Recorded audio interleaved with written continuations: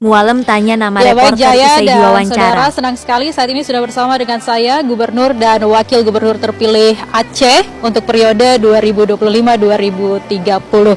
Selamat siang Bapak-Bapak, gimana perasaannya setelah dilantik hari ini Pak? Ya, kami bukan hari ini, sudah kemarin tanggal 12 oleh Pak Menteri Dalam Negeri.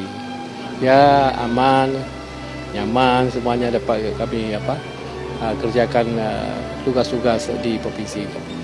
Baik, setelah nanti menjalankan tugas, gebrakan pertamanya apa Pak yang akan dilakukan? Gebrakan pertamanya saya dan Pak Wagub karena bulan Ramadan.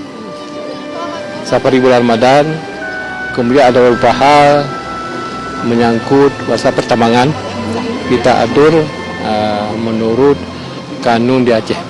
Kita akan buat tambang-tambang rakyat yang selalu terkontrol dan terlaksana seperti itu. Oke, persiapan besok nih Pak untuk nanti ikut di Magelang. Magelang seperti apa? Ya, siap kami, siap perintah.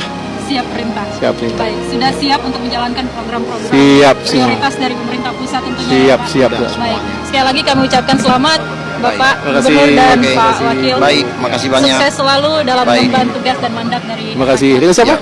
dengan Dewi Intan. Amin. Oh, Dewi Intan. Terima kasih, Dewi Intan. Terima kasih Pak.